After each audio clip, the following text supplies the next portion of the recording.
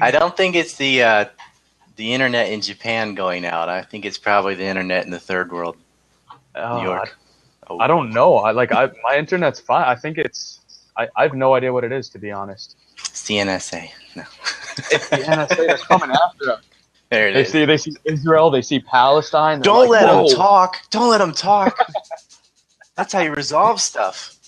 That's how should we say hi to everybody? Like, just wave hi to everybody that's watching. Yeah, there you go.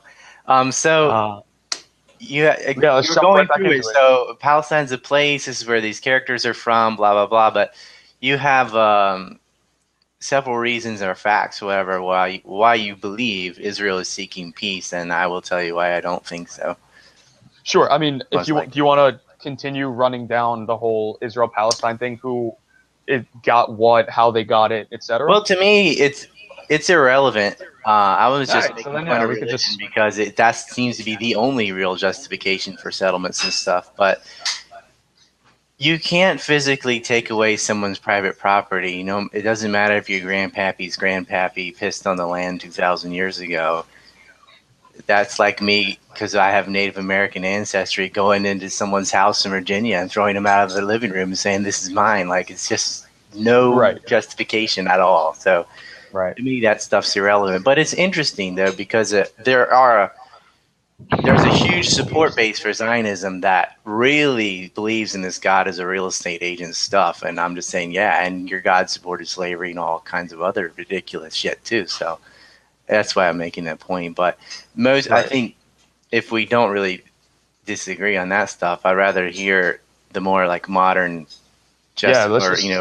what it is that makes you think they're actually aiming at peace instead of continuing the conflict.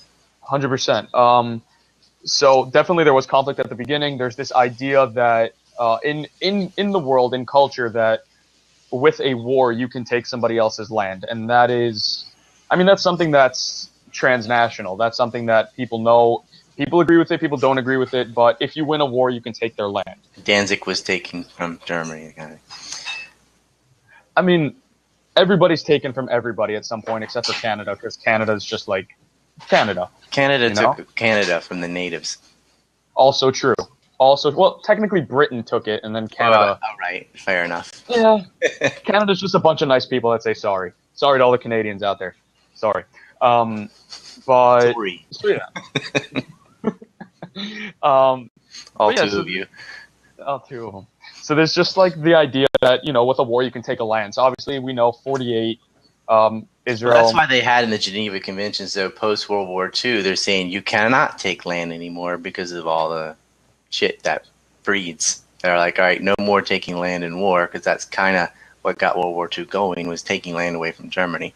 Correct. So, I mean, in 48, and then so the war that Israel took the land back, and the Jews took the land back, called it Israel in 48. I wouldn't say back, I'd just say took it. Took it. Somebody because there was never an Israeli state prior to 1948. There was Judea, which is a city. Yeah, I don't. Right. Yeah. So if you want to go straight facts, not Bible in it, then if you want to go by history books instead of the Bible, it's never been a state.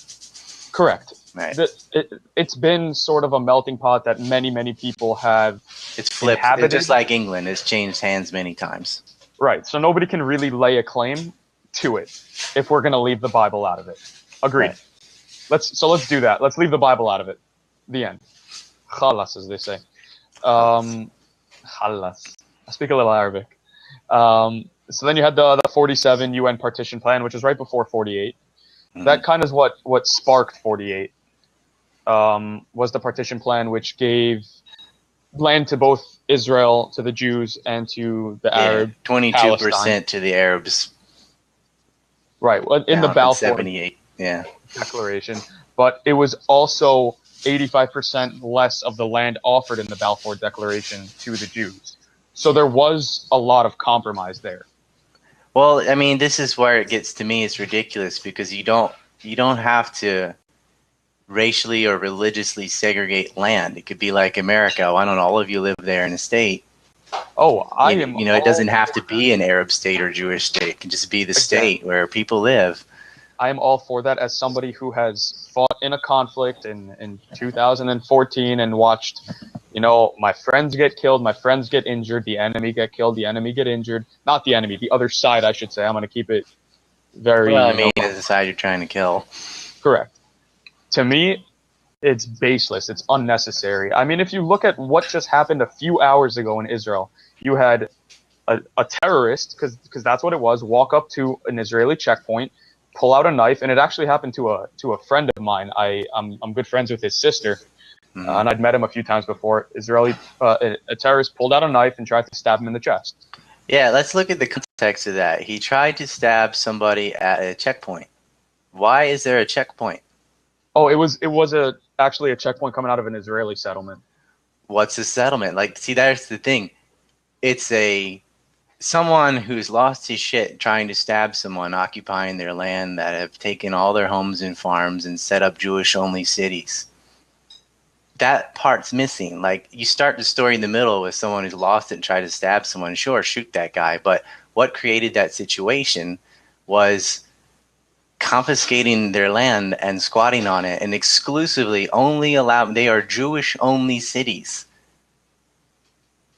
It's racial segregation in the current year. I mean, that's the source of the conflict, and why I say it's they're not aiming at peace, because you can't aim at peace while you're simultaneously colonizing your neighbors.